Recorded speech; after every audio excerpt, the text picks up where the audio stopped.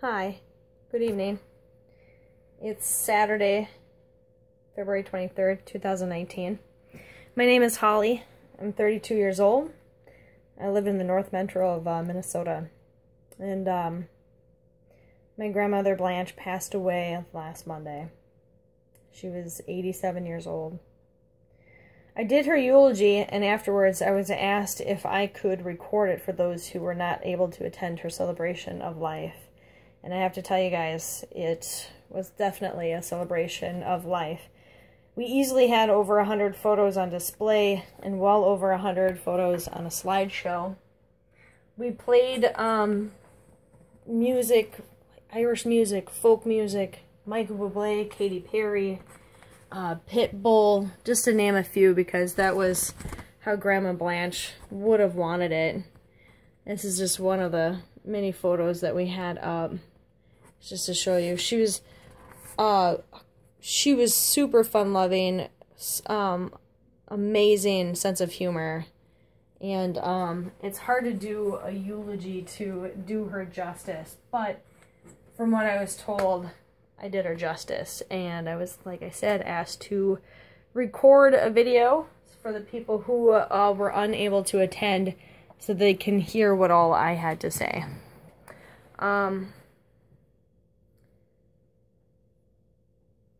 I will say that my eulogy is not politically correct. It is highly offensive. There's a lot of curse words.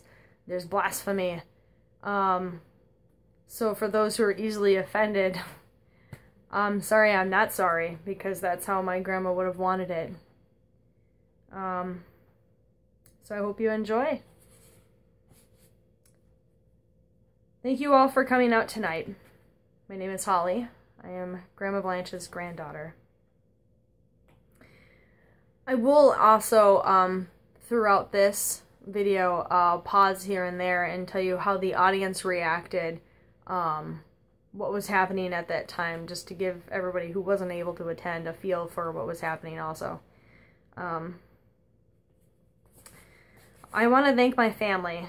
I can't believe that just 3 days ago we lost someone so important to us, and we worked so quickly to make the best out of the situation. My mom and dad entertained the grandchildren and oversaw our plans.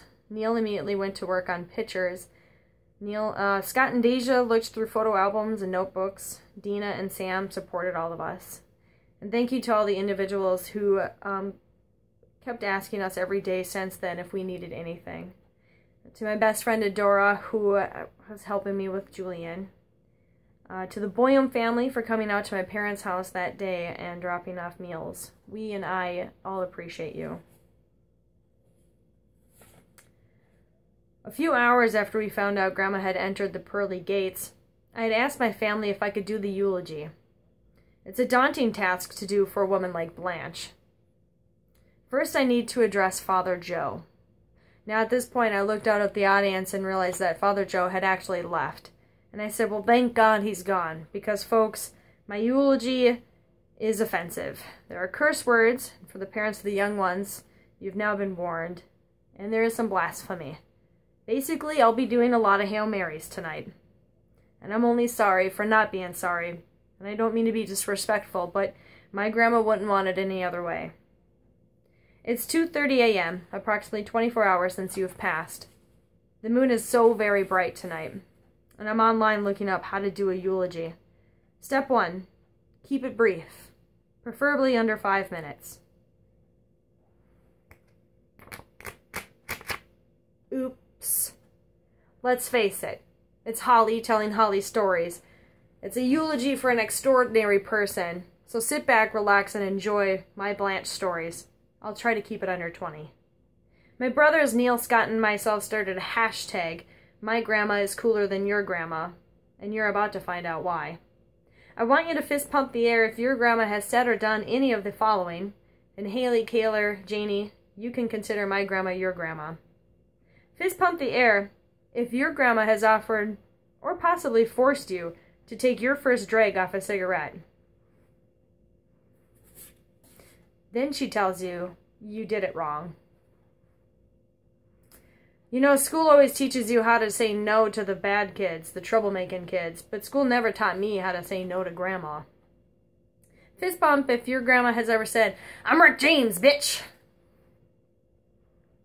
Fist pump if she said, "It's your money or your life." Fist pump if your grandma kissed your husband, your then boyfriend, before you even got to. Fist bump if your grandma loves Pitbull the musician. Fist pump if your grandma watches Family Guy. Fist bump if your grandma loved South Park. Fist bump if your grandma ever said, "Can you smell what the Rock is cooking?" because she loved The Rock. Fist bump if your grandma ever crashed a kegger party and upon arrival asked, "Where's the cups?" Fist bump if grandma ever told you to watch Napoleon Dynamite before anybody else did. Fist bump if you could share dirty jokes with your grandma and she'd actually laugh. Fist bump if your grandma taught your kids important words like shit and goddamn it. Fist bump if your grandma literally had a collection of offensive t-shirts and she loved to wear them. Fist bump if your grandma ever answered the door to a group of Boy Scouts while wearing a t-shirt that said, "Go fuck yourself." Fist bump if your grandma hated her initials because it reminded her of bowel movement. Her last name was McAllister. And this is for all of you to join in if you'd like. Fist pump the air if you loved our Grandma Blanche. At this point, everybody in the audience is fist pumping. Fist pump the air if Grandma ever made you laugh. Everybody joined in. Fist pump the air if you're jealous she was our grandma. Everybody did. Fist pump the air if our grandma was cooler than your grandma. And again, everybody joined in. Can you believe that just 1 month ago, January 22nd, I was here at this funeral home, pre-arranging and pre-planning her funeral without any idea that within 3 weeks she was going to pass away. We had just moved Grandma to my mom's on December 30th. Grandpa's desk was in my garage. The day Grandma died, I asked my husband Sam to put the Grandpa's desk in our room. I thought it would be fitting to write down my eulogy on his desk. So how do I start this, knowing what a tremendous task it is to talk about a woman like Grandma Blanche? Tuesdays were my day to take care of Grandma. When I left, she would kiss me and say, "Oh, Holly, what would I do without you? You're just the greatest." And then she would say, "Now kick some ass." Every time. Go kick some ass. Every time. And that's why I got this wall art. I bought it for her. It says, "Wake up, kick ass, repeat." Maya Angelou said this: "I learned that people will forget what you said. They'll forget what you did, but people will never forget how you made them feel. If there's one feeling or two, it's happiness and love. So in case you forgot the things that Grandma Blanche said or did, let me remind you." I always thought about doing stand-up, and I know that if I did, I'd have a whole segment dedicated just to Grandma Blanche. When I was in high school, I had to write a story about our grandparents and what they did as teenagers. So I interviewed Grandma. When she was 16, her friends Flora and Toots wanted to go to a dance. They needed a ride. Great-Grandpa Roy, her father, had gone fishing and left his car. So naturally, Grandma said, "Hop on in, girls," and she drove them to the party. When they got back home, Blanche decided to park the car in the garage. Grandpa Roy never parked his car in the garage. So when he got home, he thought someone stole his vehicle. He called 911. Now can you imagine when the cops arrived only to find that the reported stolen vehicle was actually parked in the garage? The moral of the story is, Grandma Blanche was always a badass. When I was a kid, there was nothing better than spending the night at Grandma's house. Grandpa Skeets and Grandma Blanche had cable TV. I would watch Beavis and Butthead while Grandma made SpaghettiOs. Popsicles and ice cream wasn't a treat, it was a snack. And she always overfed you. They took me to fun places like the Holodazzle Parade and the zoo in Duluth and Iowa. Yeah, I got Iowa. Neil and Scott got to go to California, but I got Iowa. Grandma never learned how to drive. Back then, all you needed to get a license was a quarter. But Grandpa Skeet said, "You don't need a license. I'll drive you where you need to go. Besides, I'm going to outlive you." Really, Grandpa? She beat you by 20 years and a month. Yep, Grandpa died in 1999. And it was hard on all of us, but more so on Grandma. They were married for 44 years. She always said, "That son of a bitch couldn't even make it to 50. I was 12 years old, and sleeping over at Grandma's house just wasn't cool anymore. A few years passed, and a blessing happened. Haley Lipzig, Brennan and Carrie, two family friends, had just had a baby, and they were looking for a sitter. They had a conversation with Grandma, and they decided that she would be the perfect fit.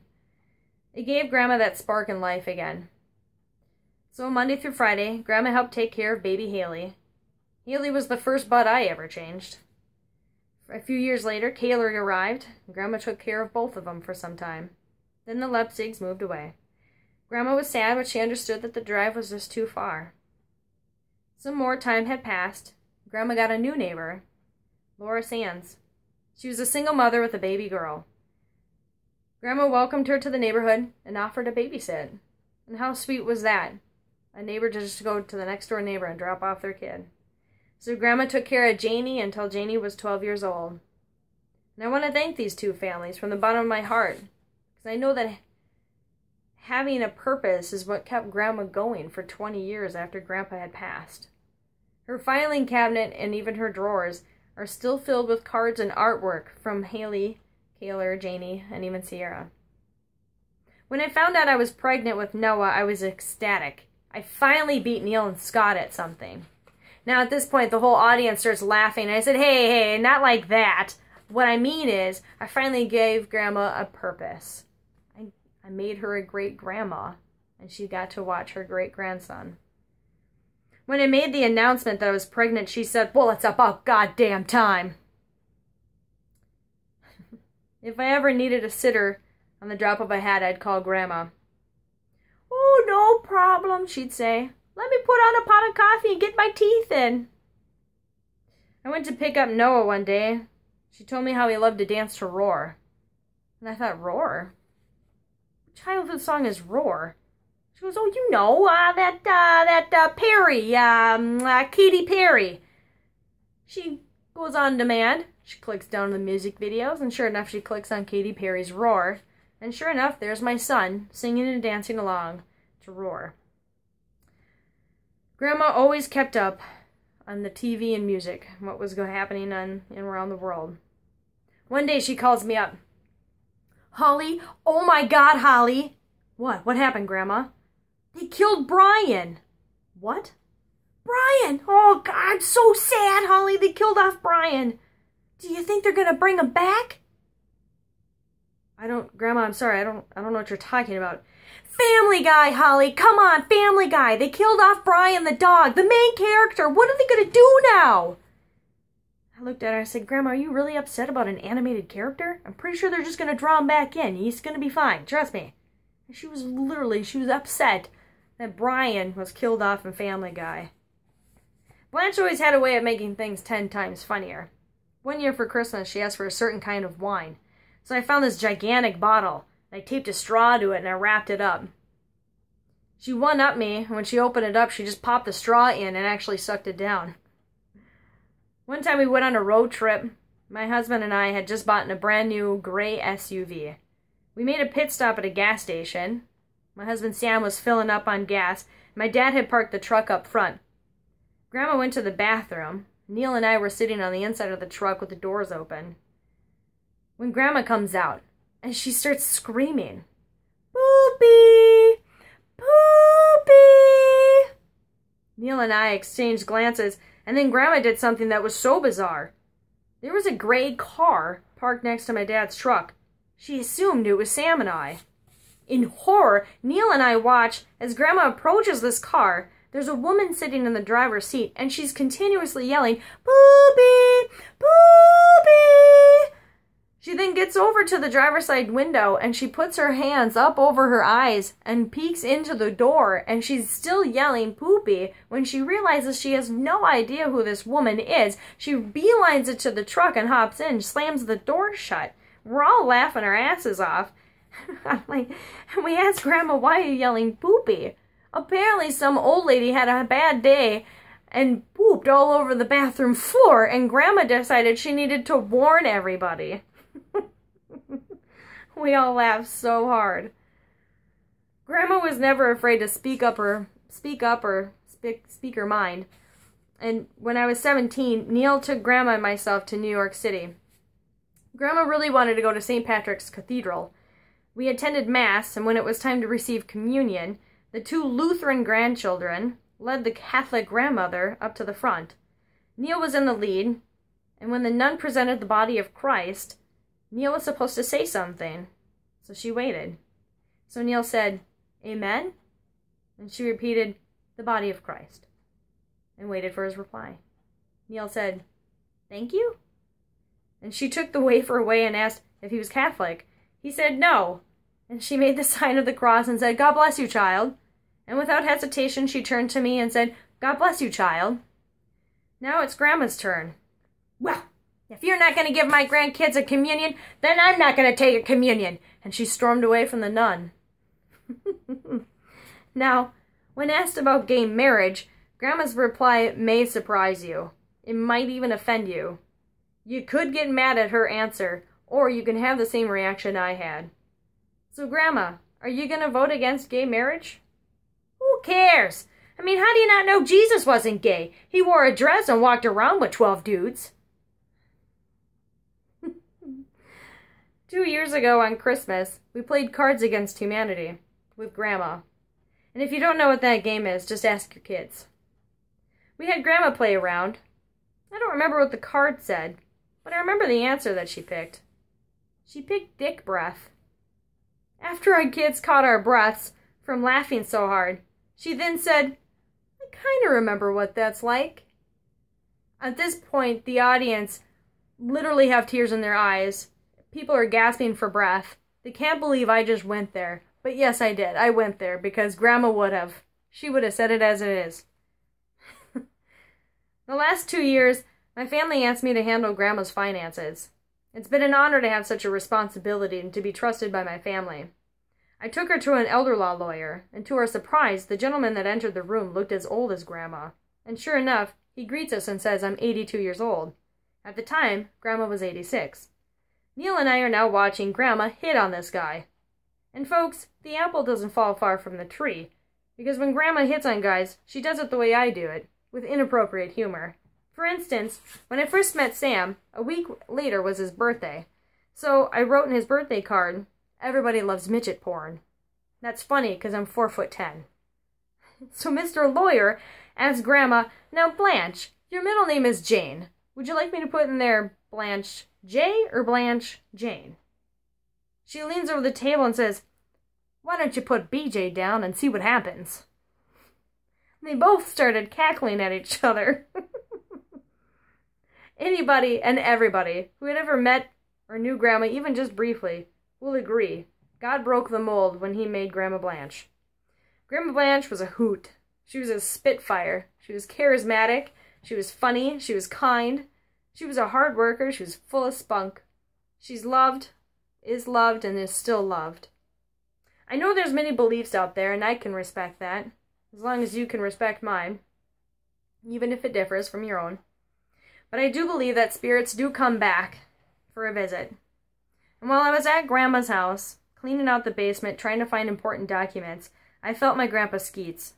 I looked up and I said, "Hey, Gramps, now listen, we're going to sell this house, so I don't want any grief from you. I'm just trying to help out Grandma, but I do need your help on finding something." And just then my mom came down, and I told her, "You know your dad's here, right?" And she looks at me and she says, "You shut the hell up." Apparently, she was just making a sandwich up in the kitchen. Her head was down when she felt someone come up alongside of her. So without hesitation, she lifted the plate and handed it over. But when no one took that plate, she looked up and no one was there. Later, if you believe, I felt him again, and I asked for his help. I walked around the room. There was a pile of papers in the corner. I went to that pile of papers, and sure enough, I found the document that I'd been looking for hours. So why tell you this? Because to me, death is not the end. It's only a new beginning. Because I know that on June 14th, when my brother gets married, something will happen. A light will go out. A butterfly might land on your shoulder. Now at this point, my mom took off her jacket, and on her shirt, she had 2 butterflies. 2 butterfly pins. Now the irony is, she didn't know what I wrote. I didn't tell anybody. I hadn't read this out to anybody. Nobody in my family, not even my husband. And I had no idea that Mom even had butterfly pins to put on her shoulder. So now my mom and I are both crying. My brother is crying because I just mentioned his wedding. And everybody is getting emotional now because I brought it up. And my mom is pointing to the butterfly, so I announced that to everybody that, we had no idea and that just happened. So now there's a moment, and I said, or a bird just might shit on your head, Neil. And everybody erupts in laughter again, and I said, my brother says, bring it on. And I said, Neil, if a bird shits on your head, I will literally piss my pants. And even though you can't see her, she will be there to see you get married. I bought tickets for Michael Bublé for Grandma, and I know that while Mom, Sam, and I are dancing at the concert, that Grandma's going to be up on stage pinching Michael Bublé's ass. There are life lessons that I would like all of us to take away today. Things that my grandma had a hard time with, or maybe she was amazing at it. You are not, and never will be, a burden to your family. It's okay to ask for help. That's what families are for. Mom, she loved you. You loved her. She was happy. She got all those extra days to see the great-grandkids. So stop with the what-ifs. You were great to her. Dad, Blanche was another mother to you. I know you couldn't wait to tag team with her against Mom, and I'm sure she'll still make herself known. Neil, Scott, Deja, Dina, Sam, I appreciate all the help you did for her. The shoveling, the raking, the grocery shopping. The Martins, we make a great team, and I love you all. Number 2, don't wait. Don't wait until you have enough money to go on that trip. Don't wait to buy those concert tickets. Don't wait to do anything that creates a lasting memory. Number 3, don't spend your money on things. Crap is crap. Rather, spend your money on memories and experiences. Number 4, make friends. Grandma Blanche had a presence about her. What's unfortunate and actually quite sad is that when I asked Grandma if she would like to go to the YMCA with me and meet others, she said why? What's the point? I outlive all my friends anyways. Make friends. No matter what age you are or what age they are, relationships matter. People are here for a reason, a season, or a lifetime. And number 5, something Grandma Blanche excelled at. Have a fucking sense of humor. I took Grandma grocery shopping. I thought I would have enough time to get her grocery shopping done before I had to go back to work and train for total body stretch. Well, I realized I didn't have enough time. So when I ran to her house to unload the car, I went inside. I said, hey, Grandma, I need a favor. She goes, what's that? I said, I need some pants. She looks at me. She goes, oh, my God, what did you do? I said, no, not like that, Grandma. I'm training for total body stretch. I need stretchy pants for the stretching, and I just need stretchy pants. And my grandma says, well, I don't have any stretchy pants. Grandma, you're 87 years old. All of your pants are stretchy. She points to her pants. She goes, you mean like these? And I said, yeah, those pants are stretchy. So what does she do? She drops her pants in the middle of the hallway and hands them to me. Life is meant to be lived. It's meant to have fun. It's meant to be beautiful. I aspire to be half as amazing as my grandmother. Luckily, I got her genes. At this point, my friend in the back yells out, literally, because I just got done talking about Grandma giving me her pants. Everybody is laughing again. My mom would say, never say goodbye, say catch you later. Today's a celebration of life well lived. I then asked if anybody would like to come up, if they can, afterwards. Brenda Schumacher shared a story that at that same kegger party that Grandma had crashed, Grandma said, "Hey, you should go sit on that cute guy's lap." And Brenda said, "I have a boyfriend, I don't need to." And Grandma said, "Well, that doesn't matter." My brother Scott got up. He talked about how he appreciated everybody coming out and that Grandma really taught him how to love and how to laugh. I then ended it with this. "Hey, Grandma, go kick some ass." I hope you enjoyed Grandma Blanche's eulogy. Go kick some ass.